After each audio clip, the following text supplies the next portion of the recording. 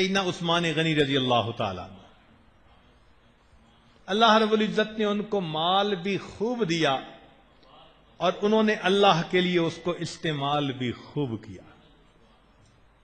چنانچہ مشہور ہے کہ مدینہ طیبہ میں پانی کی کمی تھی، ایک کنواں تھا جو یہودی کا تھا اور وہ پانی بیچتا تھا۔ لوگوں کو بڑی تنگی تھی کہ کہاں سے پیسے لائیں پانی خریدنے کے لیے۔ عثمان غنی اللہ عنہ اس کے پاس گئے، بھائی کنواں بیچ دو۔ اس نے کہا میں کیوں بیچوں، مجھے تو پیسے ملتے ہیں، پانی بیچتا ہوں۔ بھائی منہ مانگی قیمت لے لو۔ اس نے کہا نہیں، میرا بزنس ہے۔ عثمان غنی اللہ عنہ بھی بزنس مین تھے، فرمانے لگے کہ میں تجھے ایک مشورہ دیتا ہوں اگر تجھے اچھا لگے۔ کیا؟ فرمانے لگے کہ پوری قیمت جو تمہاری سمجھ میں آتی ہے وہ بھی لے لو اور آدھا پانی مجھے بیچ دو، آدھا آپ رکھ لو۔ اس نے سوچا ہاں یہ تو بہت اچھی بات ہے کہ پیسے بھی پورے مل گئے جو میں چاہتا ہوں، اور ایک دن میں نکالوں گا، ایک دن یہ نکالیں گے، کوئی بات نہیں، میں پھر بیچوں گا۔ لو جی، عثمان غنی اللہ عنہ نے اس کو پیسے دے دیے اور ایک دن خود نکالنے لگے، ایک دن وہ نکالنے لگا۔ چند دن جب ہر چیز سیٹل ہو گئی تو عثمان غنی اللہ عنہ نے اعلان کروا دیا کہ میری باری کے دن جو پانی بھرے گا مفت پانی بھر کے لے جائے۔ اب لوگوں کو ایک دن پانی مفت ملنے لگا تو پیسے سے کون خریدے؟ سب لوگ مفت والے دن آ کے بھرتے اور دوسرے دن انتظار کر لیتے۔ چند دنوں میں یہودی کے پاس گاہکی کوئی نہیں، پھر وہ آیا کہ جی میں اپنا باقی آدھا حصہ بیچنے آیا ہوں۔ تو عثمان غنی اللہ عنہ نے اس کو کچھ اور پیسے دے کر وہ باقی بھی خرید لیا اور اللہ کے نبی صلی اللہ علیہ وسلم کی خدمت میں، اللہ کے راستے میں مسلمانوں کے لیے وقف کر دیا۔ دیکھا، یہ تھے جن کو اللہ نے عطا کیا تھا۔ عید کا دن ہے، نبی علیہ الصلوۃ والسلام عید پڑھنے کے لیے جا رہے ہیں۔ عائشہ رضی اللہ تعالیٰ عنہ عرض کرتی ہیں، اے اللہ کے نبی صلی اللہ علیہ وسلم عید کا دن ہے، مدینہ کے یتیم آئیں گے، مساکین آئیں گے، بیوائیں آئیں گی، تو اگر کچھ دیں کہ میں منگوا لوں، پکا لوں، ہم بھی کھائیں گے، ان کو بھی کھلائیں گے۔ نبی علیہ السلام نے فرمایا، عائشہ میرے جیب میں تو اس وقت کچھ نہیں ہے، میرے پاس تو کچھ نہیں ہے۔ خاموش ہو گئیں۔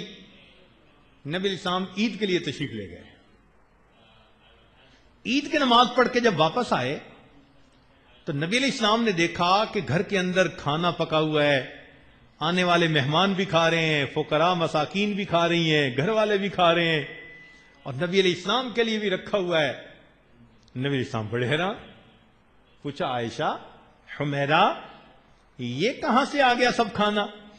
اے اللہ کے نبی صلی اللہ علیہ وسلم، جب آپ عید کے لیے تشریف لے گئے تو عثمان غنی رضی اللہ تعالیٰ عنہ نے آپ کی ہر زوجہ کے گھر ایک سامان سے لدا ہوا اونٹ ہدیہ اور تحفہ کے طور پر بھیجا۔ ہر ماں کے گھر، ام المومنین تھی نا، آپ کی ہر زوجہ کے گھر میں سامان سے لدا ہوا ایک اونٹ ہر گھر میں تحفہ کے طور پر بھیجا۔ تو اس سامان میں سے ہم نے پکایا، ہم بھی کھا رہے ہیں اور آپ کے لیے بھی کھانا موجود ہے، کھائیے۔ نبی علیہ السلام نے جب دیکھا دل خوش ہوا۔ نبی علیہ السلام نے دعا دی، یا رحمان سہل الحساب علی عثمان، اے رحمان عثمان کے لیے قیامت کا حساب آسان فرما دے۔ حدیث پاک میں آتا ہے جتنے مالدار اس امت میں ہوں گے ان میں سے سب سے زیادہ آسان حساب اللہ تعالیٰ عثمان غنی اللہ عنہ کا لیں گے۔ دیکھو اللہ نے نعمت دی، اس نعمت کو کیسے استعمال کیا۔ مدینہ طیبہ میں گندم ختم ہو گئی، لوگ پریشان۔ جب گندم ختم تھی، عثمان غنی اللہ عنہ کا ایک قافلہ جو کئی 100 اونٹوں پہ مشتمل تھا، وہ گندم لے کے شام، بلاد شام کی طرف سے آ گیا۔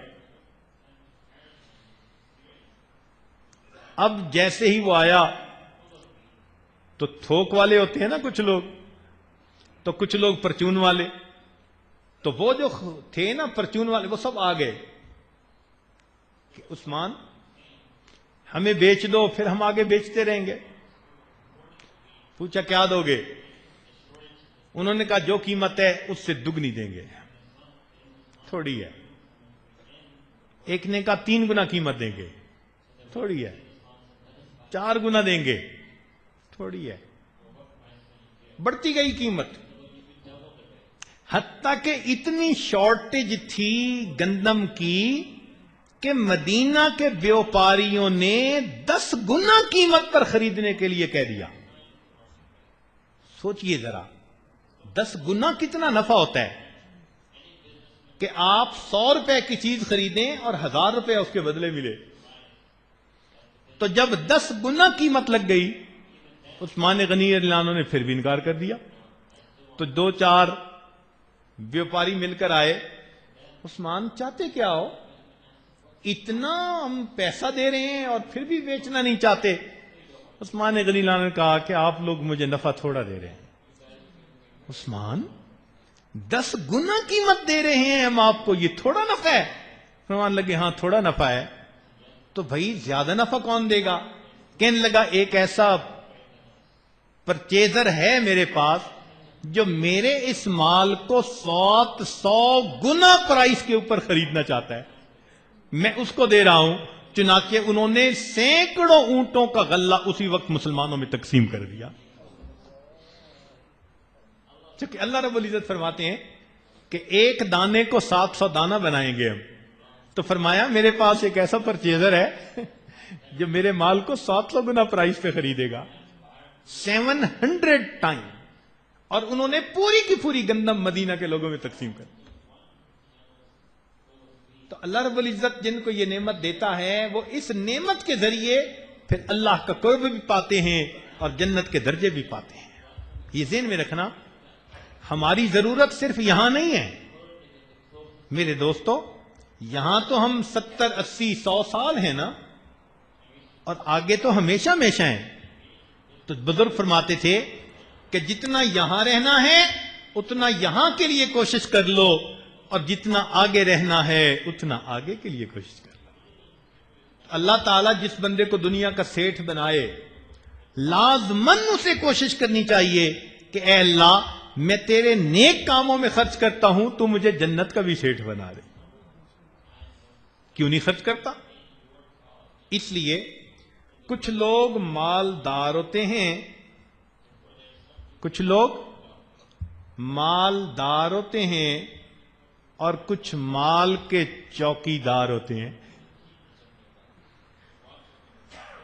مالدار تو وہ ہوا کہ جس کو اللہ نے دیا بھی خوب اور وہ اللہ کے راستے میں خرچ بھی خوب کر رہا ہے، اللہ کی رضا کے لیے دائیں ہاتھ سے خرچ کرتا ہے، بائیں ہاتھ کو پتہ نہیں چلنے دیتا،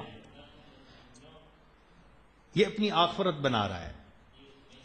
اور چوکیدار وہ ہوا جو صبح اٹھ کے بینک سٹیٹمنٹ دیکھتا ہے، اب اکاؤنٹ میں اتنا، فلاں جگہ اتنا، فلاں جگہ اتنا۔ نتیجہ کیا ہوگا؟ یہ بندہ کچھ سالوں کے بعد یہاں سے چلا جائے گا، اولاد اس مال پہ عیاشی کرے گی، اور باپ کو قیامت کے دن اس کا حساب دینا پڑے گا۔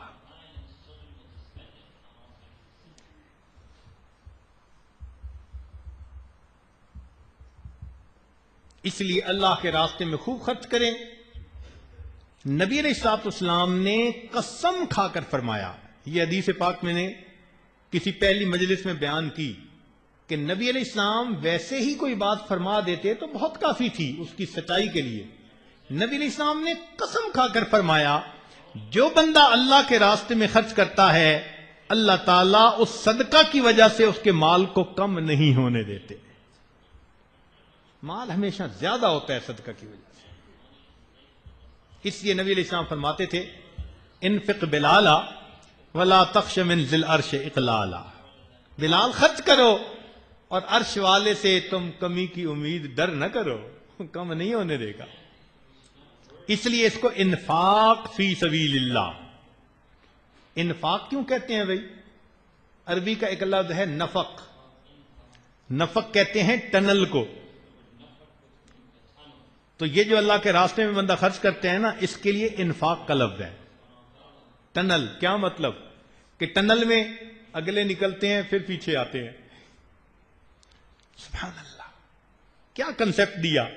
فرمایا نکالو گے تو اور بھیجیں گے، نہیں نکالو گے تو بھیجیں گے بھی نہیں. اس لیے فرمایا انفق علی، تم اللہ کے راستے میں خرچ کرو، اللہ تعالیٰ تمہارے اوپر خرچ کرے گا. سنیے ایک حدیث میں اب بات کو سمیٹنا چاہ رہا ہوں. اللہ رب العزت نے ارشاد فرمایا، نبی علیہ السلام نے ارشاد فرمایا کہ اللہ کے کچھ بندے ایسے ہوتے ہیں جن کو اللہ رب العزت اس لیے رزق زیادہ دیتا ہے کہ وہ ان کے ذریعے سے اپنی مخلوق کو پہنچانا چاہتا ہے. یہ ڈاکیے ہوتے ہیں، اللہ ان کی ضرورت سے بہت زیادہ ان کو دے دیتا ہے.